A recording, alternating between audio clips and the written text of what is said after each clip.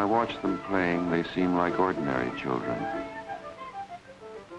By all rights, they are ordinary children, but circumstances have deformed them. Some of them have serious delinquency records, and nearly all of them are sick enough to need my help as a psychiatrist. The root of most of their troubles is that nobody has ever wanted them. Here, we try to show them they're wanted.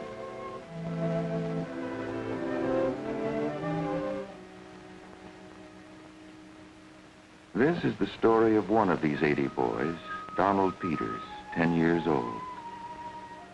How he lost his way, and how at last he began to find it. We learned his story very slowly, by bits and pieces. But we'll try to tell it as it happened to Donald, secretly in his loneliness, in a lost child's bewilderment.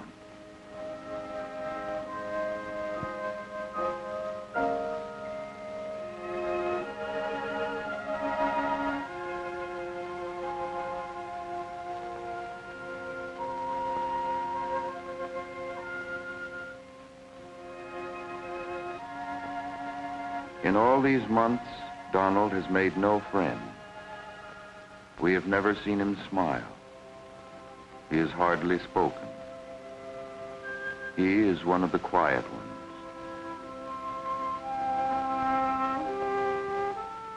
In all these months, he has never had a letter.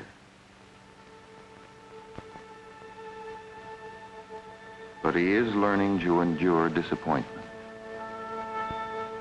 He used to hide himself to suffer. Now he wants me to know he is unhappy. This boy wants all my attention. At his stage, they're painfully jealous. If Donald's ever lucky enough to open up, he'll have to go through that too.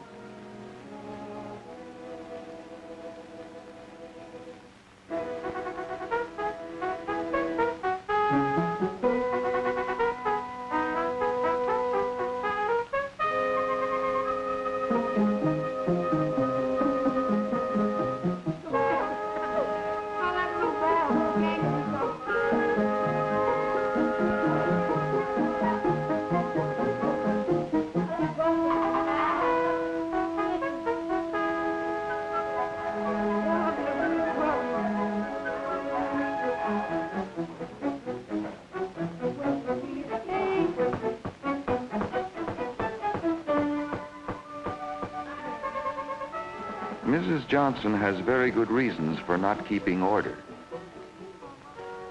Her boys are very backward in their reading, as in all their study.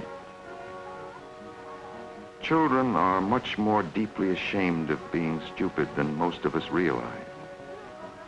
They are stupefied by shame. They've failed so often, they're afraid even to try anymore.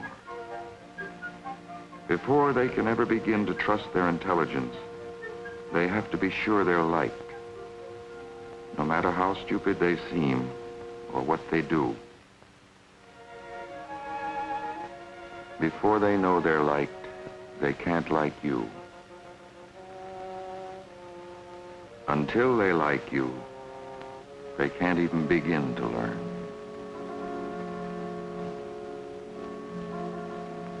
Donald has never learned to read a word. But here, seeing and hearing simple words one at a time, with nobody hurrying him, or scolding or jeering at him, Donald will learn to read. But not for a while yet. For just such a word as baby arouses a deep turmoil of feelings. And behind the feelings rise memories which still hold him in terrible hunger and hatred.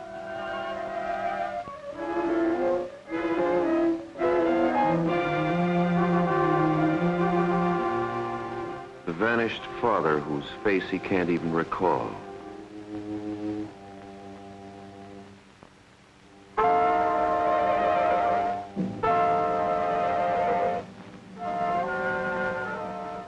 The mother who has no room for him in her life. Grandma at his home with her. A home he hates so much that even at night he seldom comes back. These are the memories Donald lives in day and night.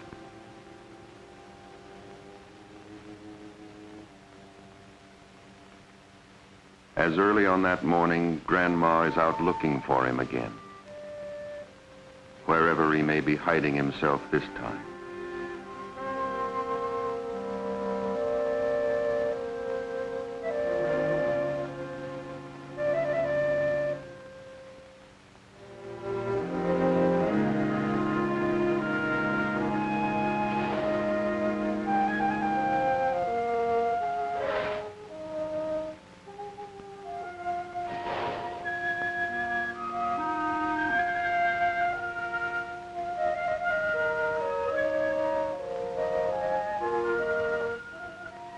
And she is wishing to goodness she'd never in her life have to smack him or scold him or go claim him back at children's court or ever look on his mean, mopey, sassy little face again.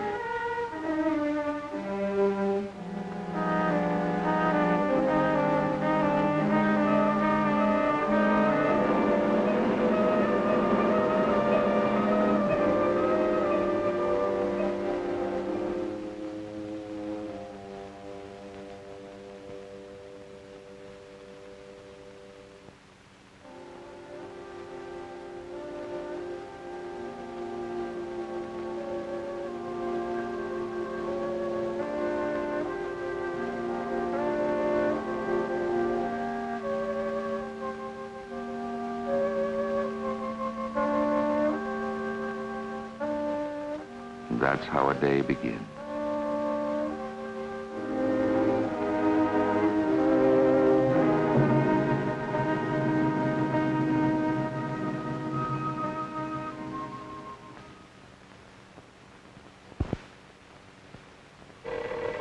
Same old buzzard.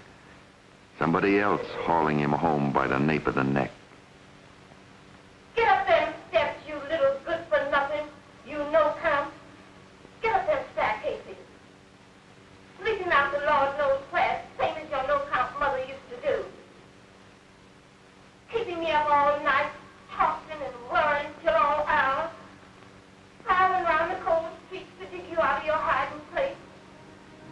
Shame my face in front of everybody. I heard you open your doors down there. Go on and listen.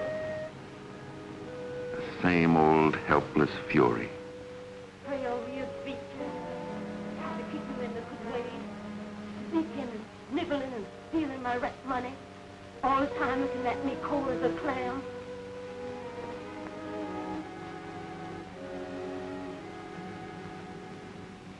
Bad blood, like I always said. And I know who you've got it from.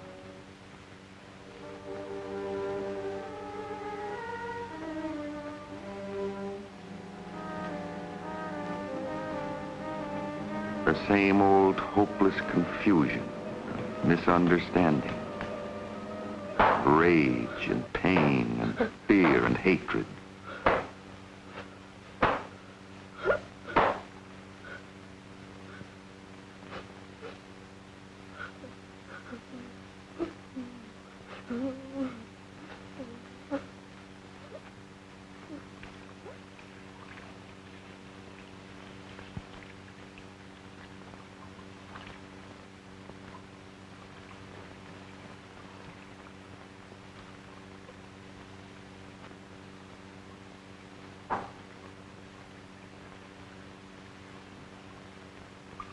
And the sick quiet that follows violence.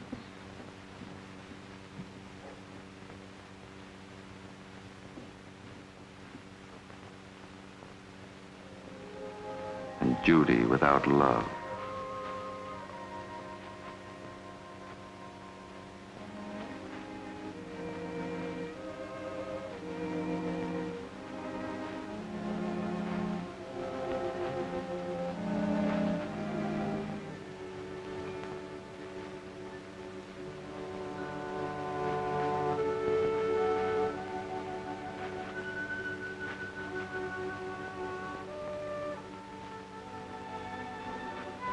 peacemaking that fails.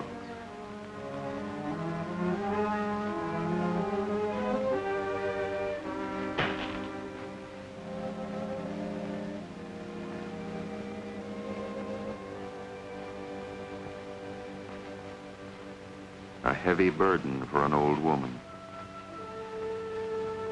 A heavy burden for a little boy. That's the way it keeps on going.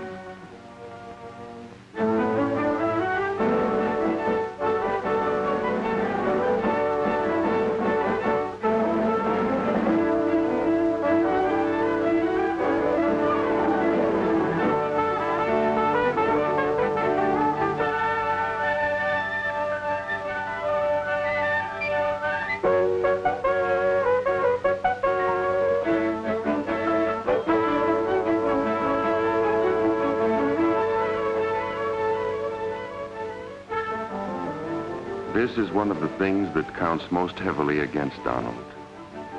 When he does go to school, he can't seem to learn or even pay attention. He's way behind the children he sits with. The teachers can't spare time for him.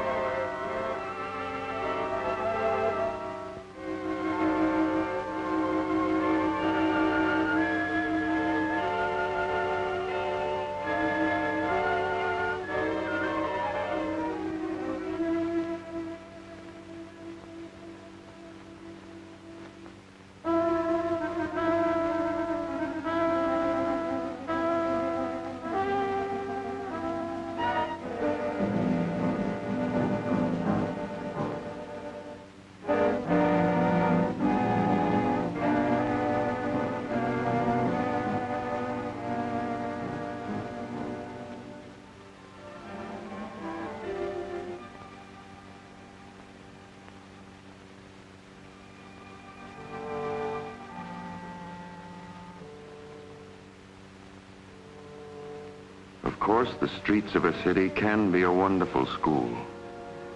Freedom is wonderful, too. But if you're as lonely as Donald is, all you learn is more loneliness. And Donald's kind of freedom is solitary confinement.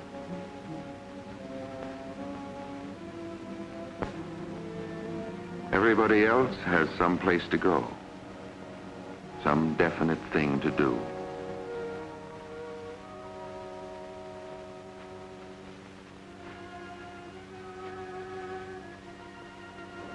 And after a while, you even want to go home.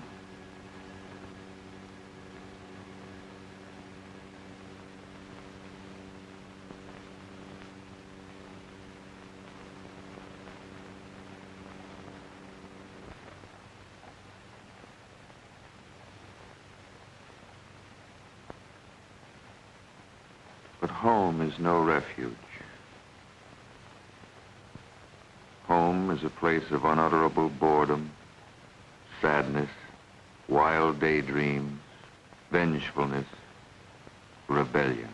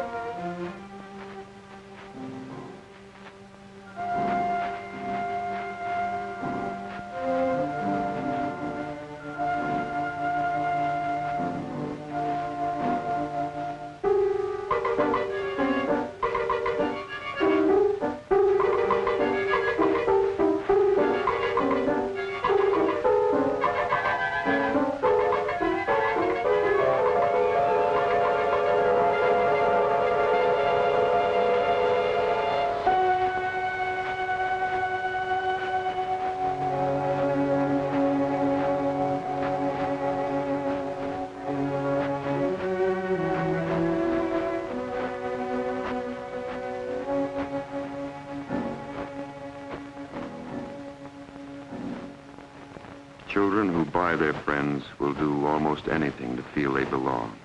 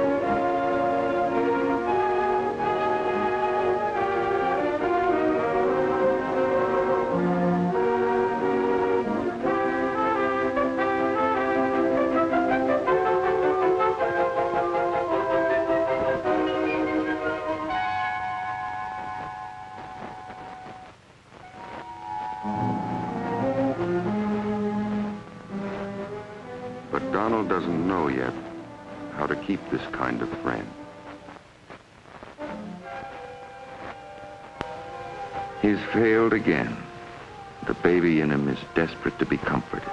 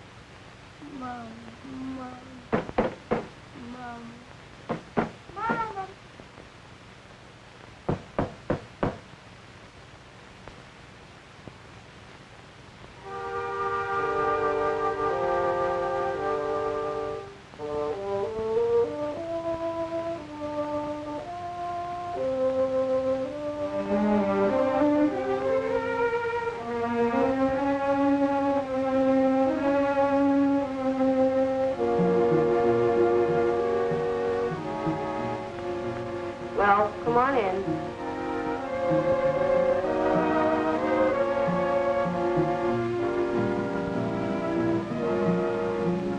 It smells like home, but it's no home for you. Are you coming back in here or not?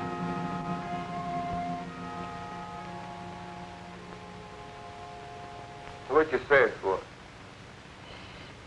Not so loud. Don't shush me. You can't even talk in your own place.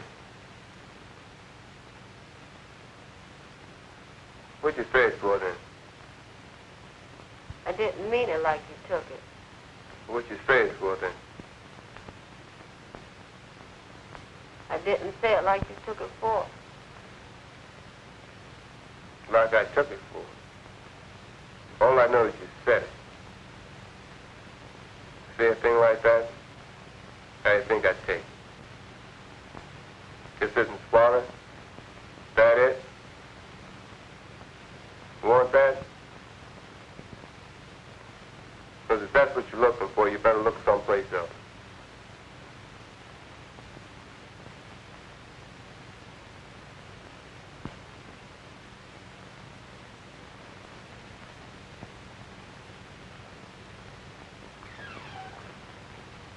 Didn't nobody ask you to swallow nothing. Don't give me that stuff. Wasn't trying to give you no stuff. What you call it? Don't call it nothing.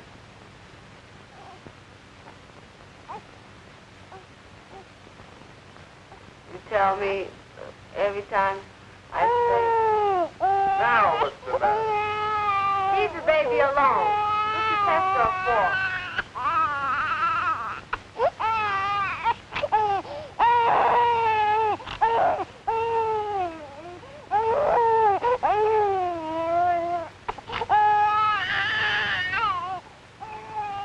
Let him mind us. And you and me will go out.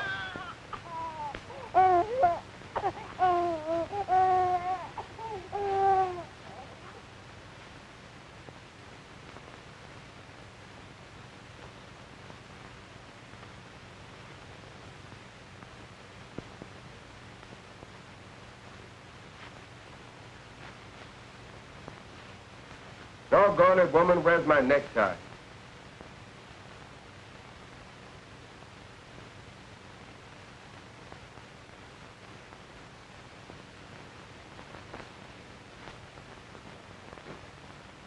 Get me all right.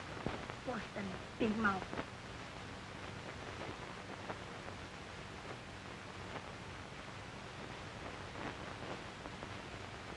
Come on if you're coming.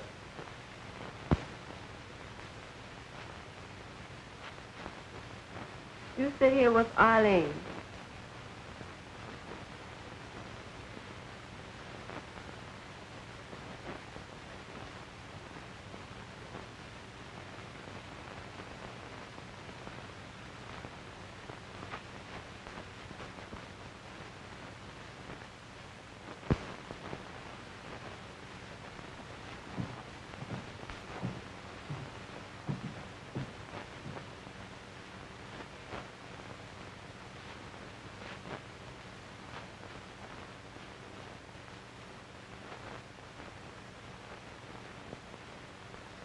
Have you got something to give the kids?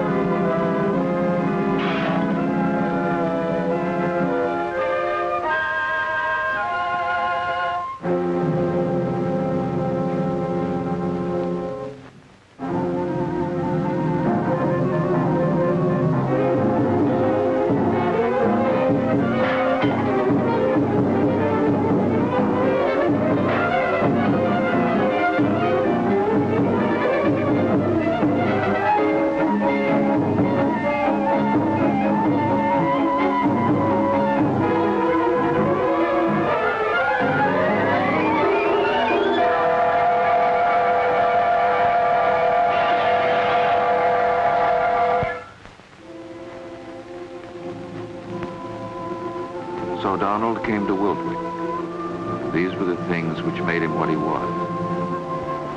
Months after he saw the last of his people, he was still paralyzed by his memories.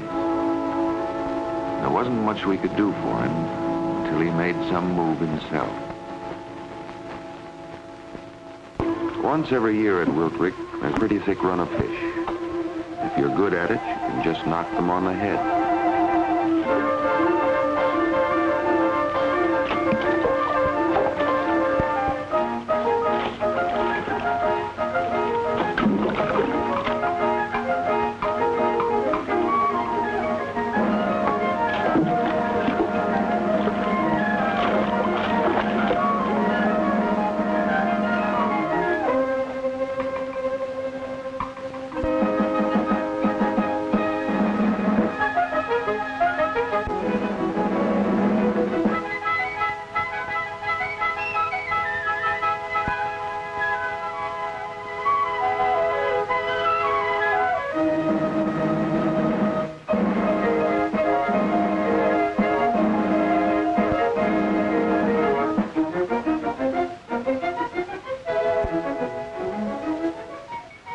Regular holiday.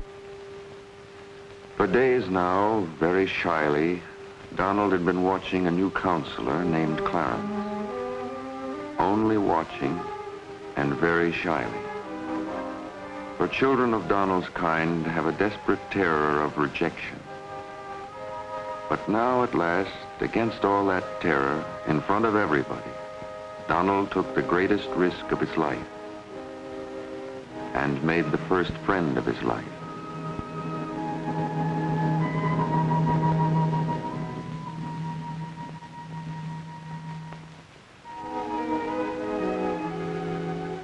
It was a great day for Donald and for us too. One of our social workers came over and congratulated Clarence. He wondered what for. But Miss Roberts knew what Donald had been through. And after she told Clarence a little about the child, Clarence realized he had been partner to a small but very important miracle.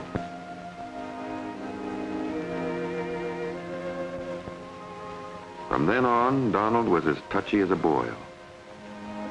Children always are when their affections begin to be stirred up. He was touchiest of all toward his new friend.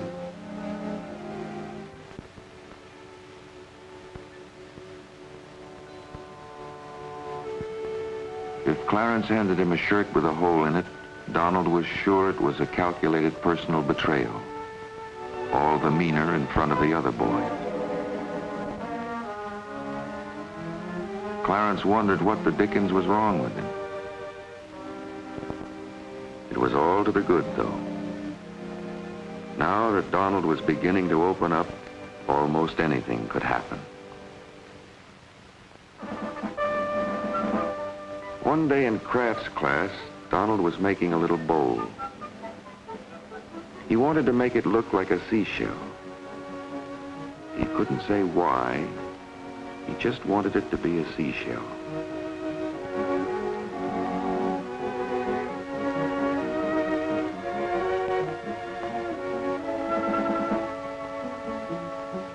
Donald seemed to be doing fine.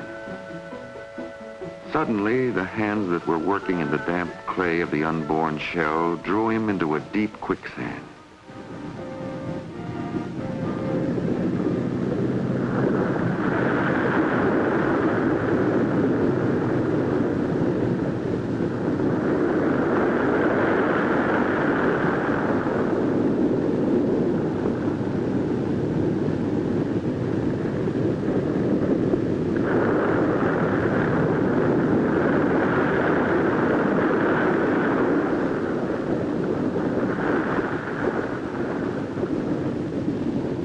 Donald.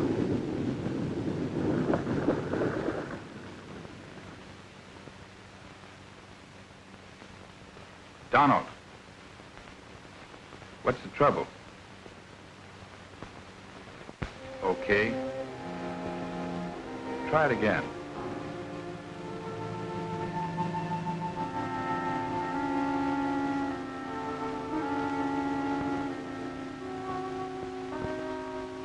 The bottom of memory has opened and engulfed him.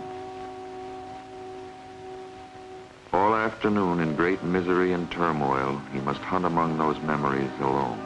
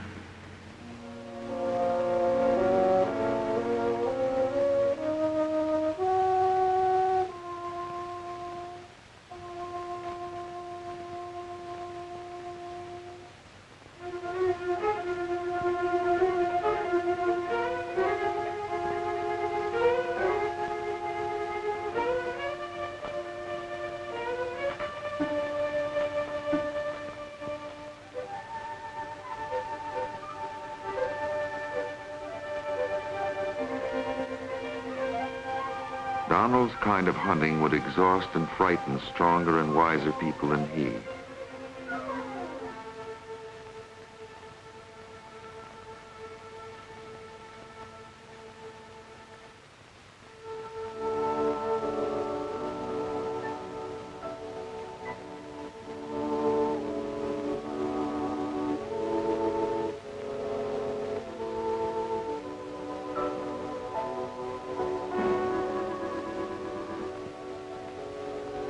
In the past, when he was in trouble, Donald had nobody to turn to. Now, for the first time, he feels the life-giving warmth and gratitude that comes of being comforted. And for the first time, with Clarence's help, he begins to take his place among the other boys.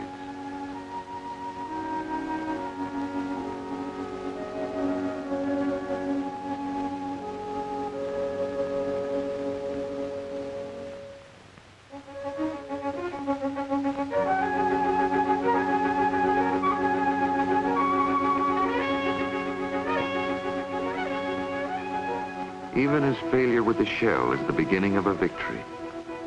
For with it, he has begun to make something tangible with his hands out of the depths of his past unhappiness. Altogether, it looks as if he were really beginning to take hold of his life. And during these next weeks, as a matter of fact, everything is going to go much better for him. Donald will do some butterfly chasing of his own. He gets to be a pretty good basketball forward for his side. Much to his astonishment, he'll begin to read. In his appointments with me, he becomes almost articulate. Most important of all for Donald, he goes back to the little seashell and keeps at it until he finishes it. That gives him his first real sense of accomplishment.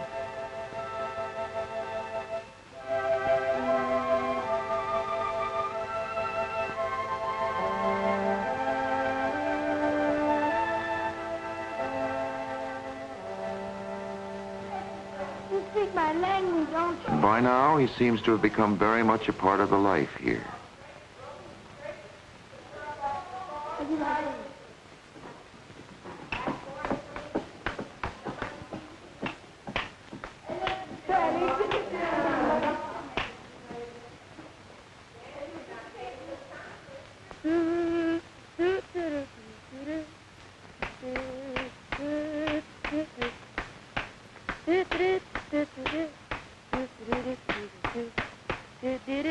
He hardly seems like the same boy anymore.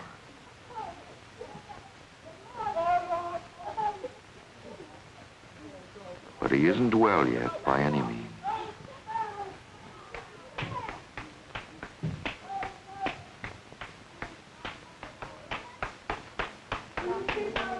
So much can happen blindly by mischance.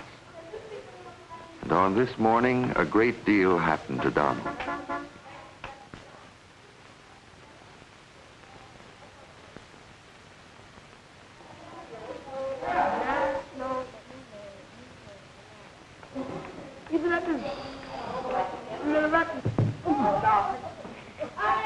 When he saw that Miss Roberts was driving into town, Donald suddenly realized whom he had made the bowl for. Come on, give on. Give what's up to the right there. I'll take. Come on, round this side. Come on, give it to him. Turkey. Don't be yellow. Give it to him. He had made it for his mother. And now it was on its way. But it was only on its way to my office. Hey, what's going on here? You can't fight like that. Oh, if you want to fight, we'll do it right. Oh, okay, let's count it out. Let's go. Oh, why you... I'll get you.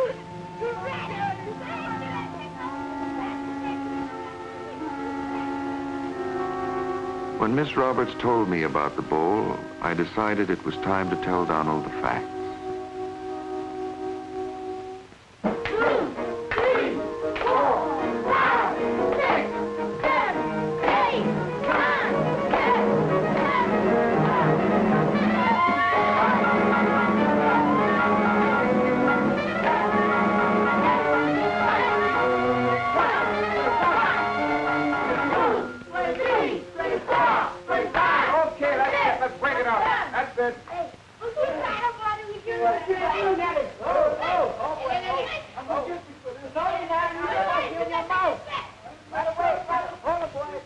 Donald.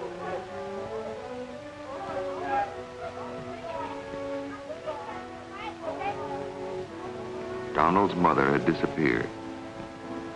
Not even his grandmother knew where she was.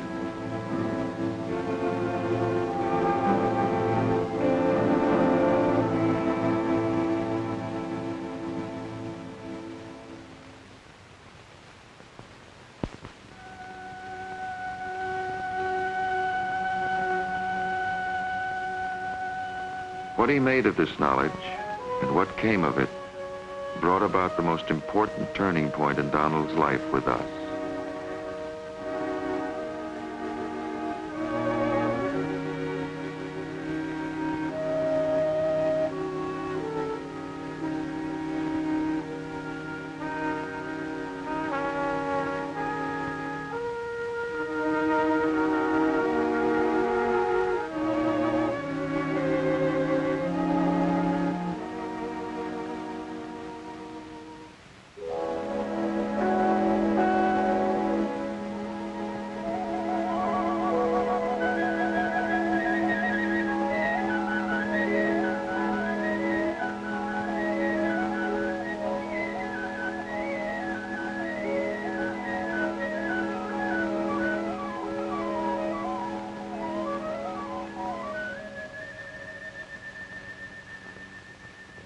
What Donald is trying to do takes a lot of courage, a strong will towards reality and life, to suffer the uprooting of the dearest thing you have known and try to transplant your affections, to go ahead rather than retreat, to put your need and your love once again in another's trust when all of your life, and again so recently, you have been betrayed.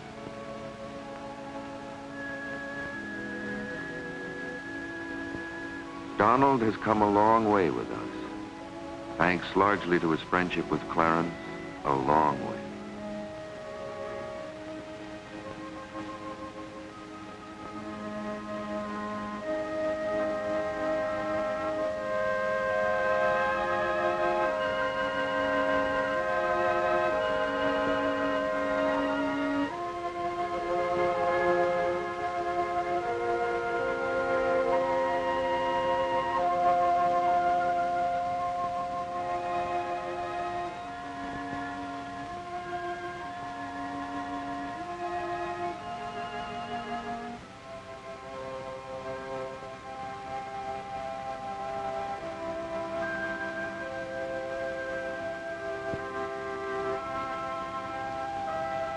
A mirror is no longer a focus for misery and self-hatred, but more like a window on a happy present and a hopeful future.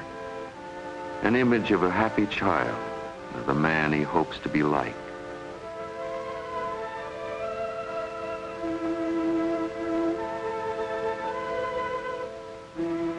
But he hasn't come far enough. A starving man can't share food no matter how much there is. And a child so desperate for affection can't bear to share it.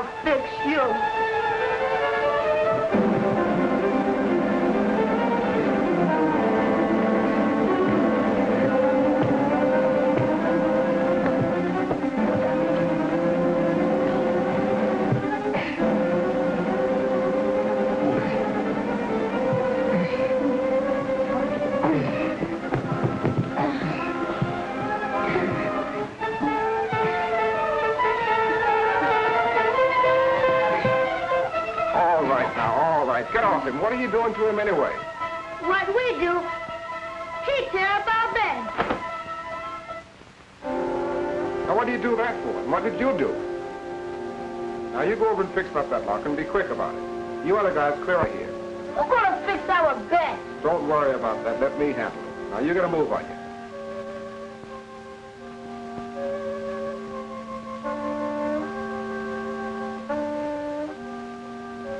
Now, Donald, you fix back those beds.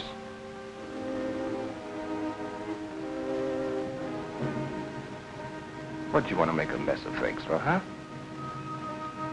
What got into you? Is something wrong? Something happened? All right, now, let's straighten out these beds, huh?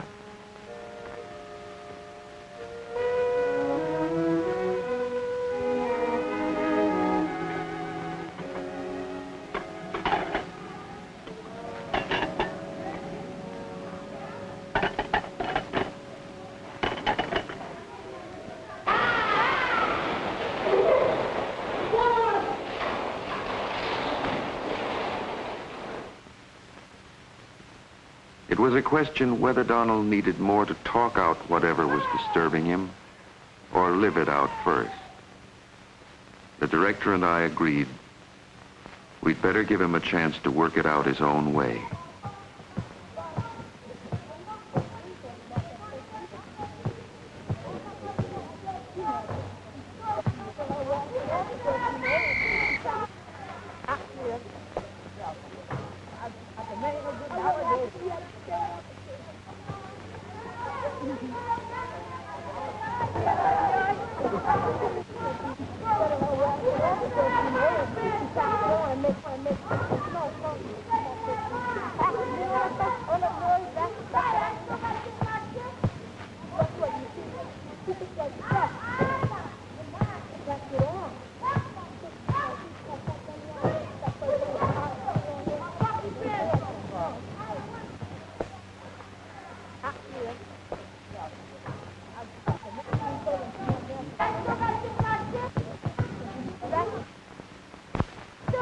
But chances have to be taken because, after all, there are things you can only find out for yourself and by yourself.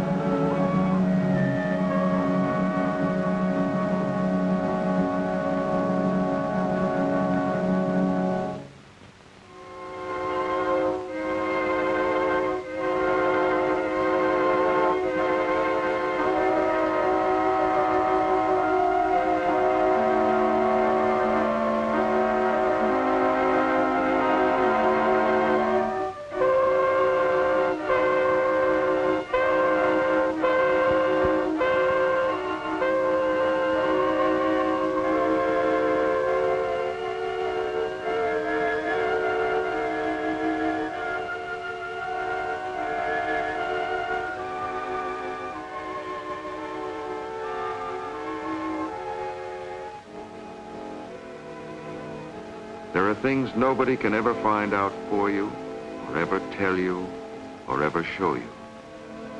They're too deep inside you.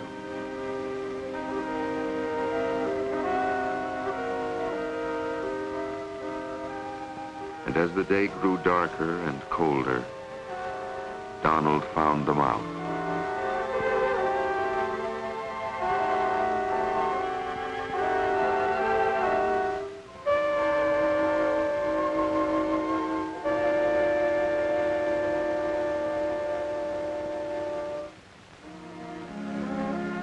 He saw his mother and all that he wished of her and could never hope for.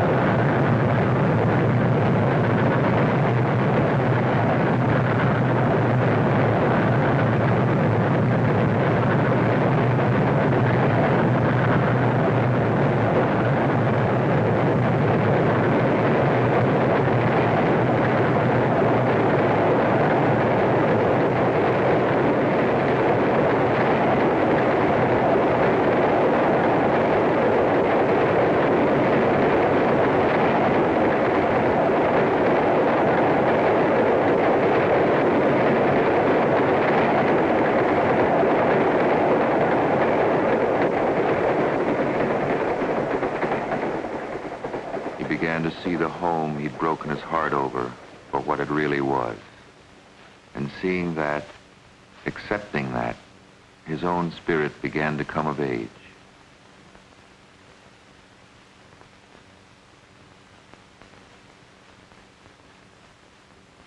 He turned back toward the school.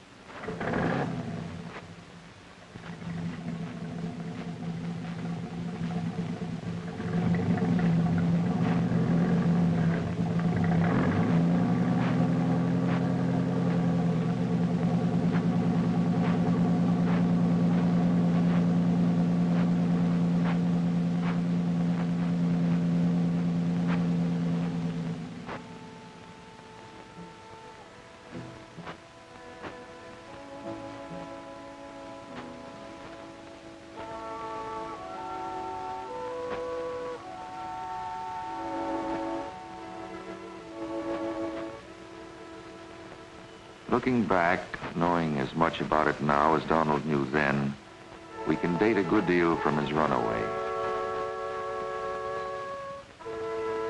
When he gave back the lighter, he didn't only begin to put an end to his stealing.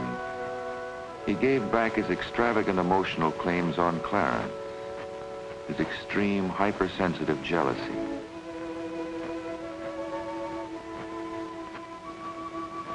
From now on, he will begin to make friends his own age as well.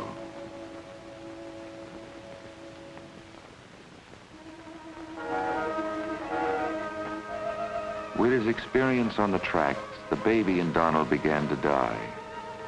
The child was born. He will still suffer in remembrance of his people, but he is less liable than before to enshrine an unreality. He can better accept his motherlessness, his homelessness, this temporary home.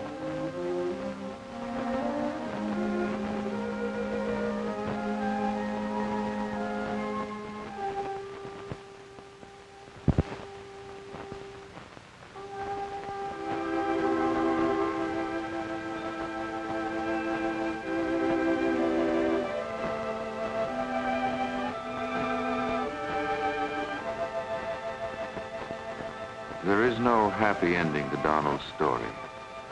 The happiest thing we can say is that the worst of his loneliness, the loneliness that paralyzes and kills, is ended. We can help him now. Now that he's begun to make peace with his past, begins to feel at home in the present, we can help him to equip himself against the future.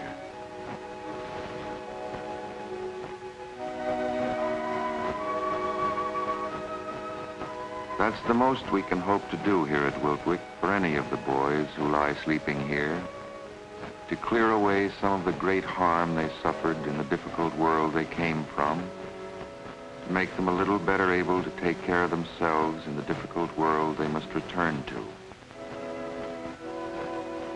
A little better able to live usefully and generously in that world.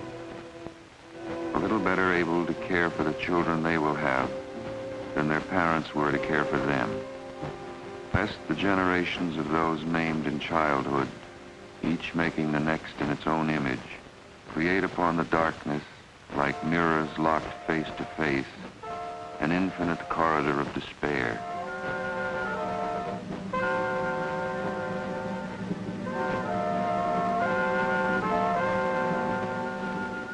To keep open a place of healing, courage, and hope for as many as we can afford to care for among the thousands of those children who lie sleeping tonight in impoverished little rooms and in poor fugitive derelict holes in the rotten depths of the city.